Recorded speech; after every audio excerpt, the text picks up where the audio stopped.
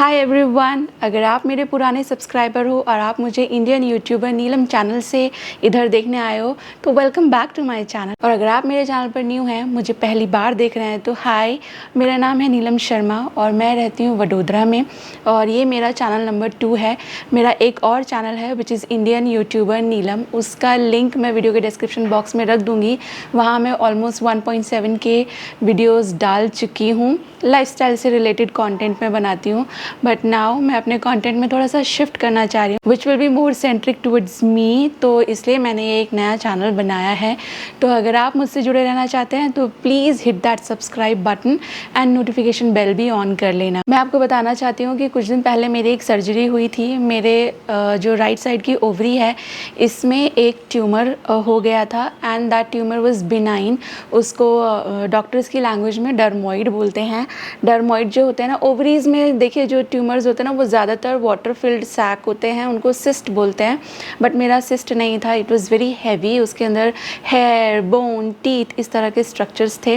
तो मुझे काफ़ी पहले से पता था कि वो मुझे है। उसकी जो ग्रोथ होती है वो काफ़ी ज़्यादा स्लो होती है। तो मुझे मेरे डॉक्टर ने कहा था कि आपको इवेंचुअली इसे निकालना ही पड़ेगा, लेकिन क्योंकि ये बहुत ज़्यादा तेज़ी से ग्रो नहीं होता है तो यू कैन स्पेंड थोड़ा सा टाइम इसके साथ। जब आपको सही लगे तब आप इसको निकाल सकते हो, क्योंकि उसको निकालने की प्रक्रिया के दौरान मुझे मेरी जो ओवरी है वो सैक्रिफाइस करनी ही पड़ती। तो दे वर लाइक अभी आप दोनों रखना चाहते हो, नहीं एक को रिमूव करना चाहते हो, तो that's completely okay. But then मुझे उसका वेट जो है वक्त के साथ बढ़ते जा रहा था और जिसकी वजह से टॉर्जन होने के बहुत ज़्यादा चांसेस होते हैं। वन फाइन डे मुझे बहुत ही ज़्यादा दर्द होने लगा। दर्द होता ही रहता था पर वो आता जाता रहता था।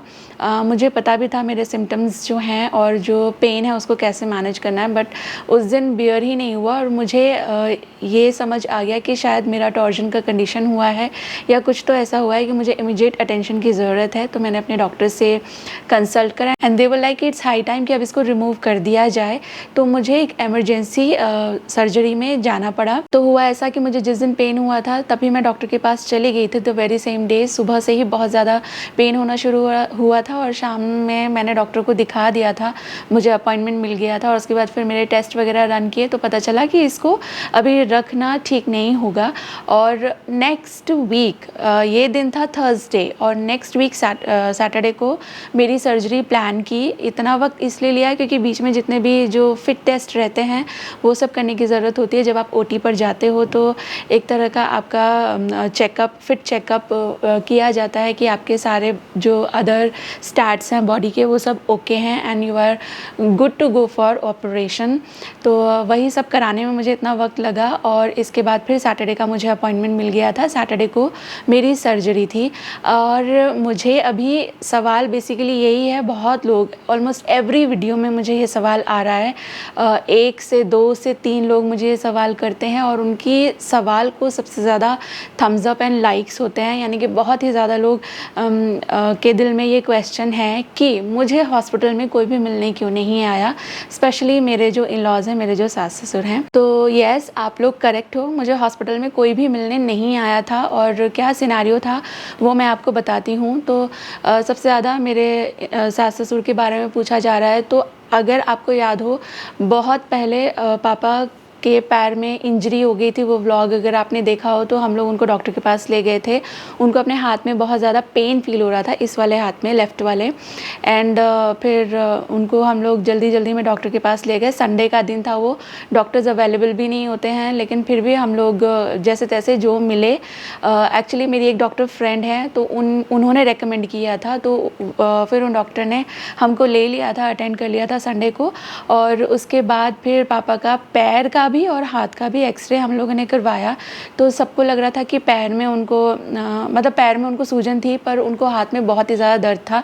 तो पापा को ऐसा लग रहा था कि उनके हाथ में फ्रैक्चर आ गया है, जबकि एक्चुअली उनके पैर में फ्रैक्चर था, हाथ में नहीं था। तो उनके पैर में प्लास्टर आया और बहुत बड़ा फ्रैक्चर नहीं था, तो 15 दिन का प्लास्टर उनको लगाया गया था। और इस दौरान क्योंकि हम लोगों को तो पता नहीं था ऐसा भी होगा, फिर उनका प्लास्टर लग चुका था और उसके बाद फिर जो मैंने आपको बताया मेरा सीन हो गया, थर्सडे को पेन हो गया और मुझे फिर सैटरडे का डॉक्टर ने बोल दिया था सर्जरी के लिए। तो सैटरडे उसी फ्राइडे सैटरडे को मेरी सर्जरी थी और यही फ्राइडे सैटरडे में उनका प्लास्टर उतरना था।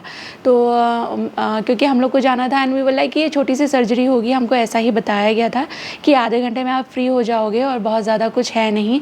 लेकिन मेरी सर्जरी 2.5-3 घंटे चली थी और इसके बारे में ज़्यादा डिटेल्स में आप इंटरेस्टेड हो तो वो जो एक वीडियो मैंने बना रखी है उसका लिंक मैं डाल दूँगी डिस्क्रिप्शन बॉक्स में, आप देख लेना मेरी सर्जरी के बारे में जो भी आपको और अदर क्वेश्चंस हैं। तो ये था कि पापा का तब प्लास्टर था, फिर वो गए थे प्लास्टर उतरवाने के लिए, तब मैं ओटी में ही थी, मतलब तब मैं हॉस्पिटलाइज थी और फिर उनको ये था कि प्लास्टर उतरवा के फिर वो लोग आएंगे मुझसे मिलने के लिए।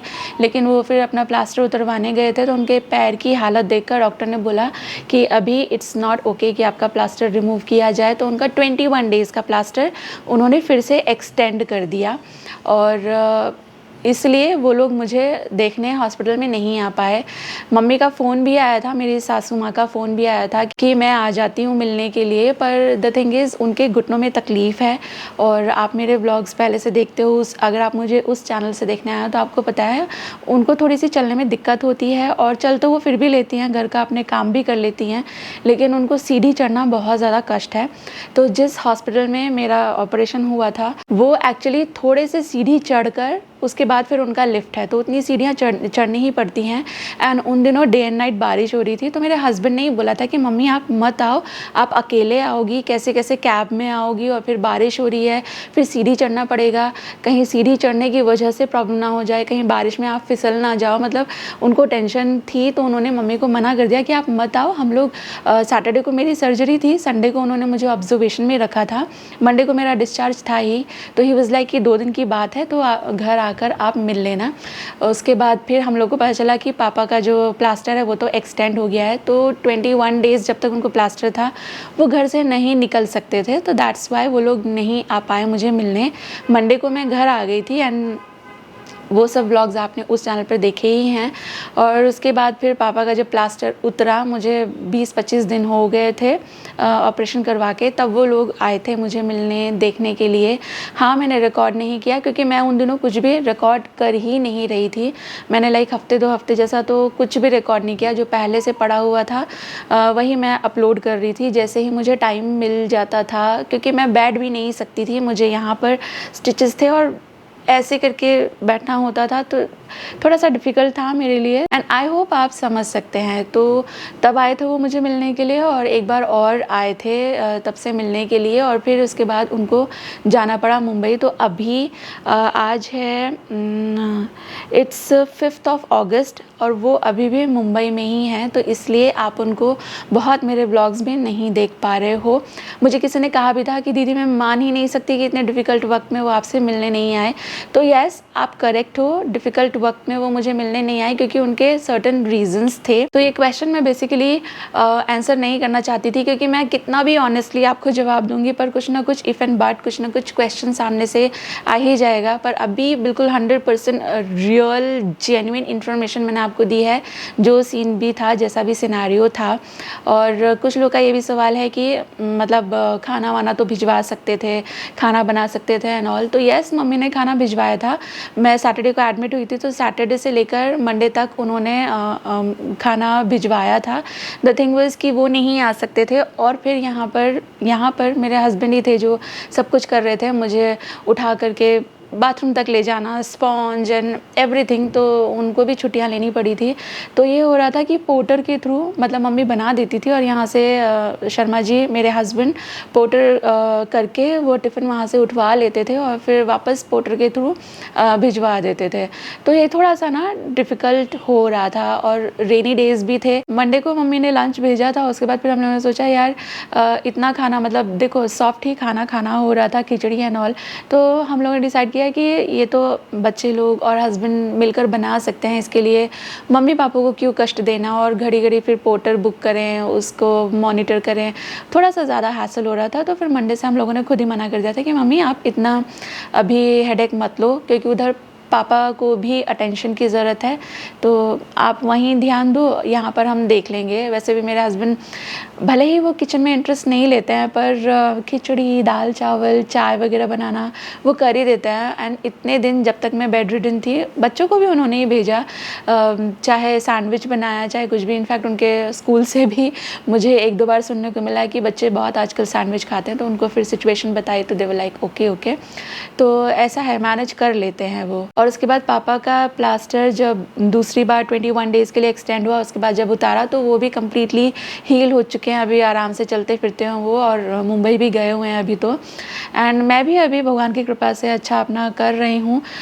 जितने भी ज़रूरी काम है, एक्स्ट्रा एफर्ट मैं नहीं ले रही हूँ झुकने का या स्ट्रेस वाला, पर नॉर्मल जो रूटीन के काम होते हैं वो सब मैंने वापस करना शुरू कर दिया है। तो आई होप अब आप समझ गए होंगे द स्टोरी और आपको कोई भी कन्फ्यूजन नहीं रहा होगा। और अगर आप मुझसे जुड़े रहना चाहते हो, फ्यूचर में जो वीडियोज़ मैं अपलोड करूँगी उन्हें देखना चाहते हो, तो आप इस चैनल को सब्सक्राइब कर सकते हो।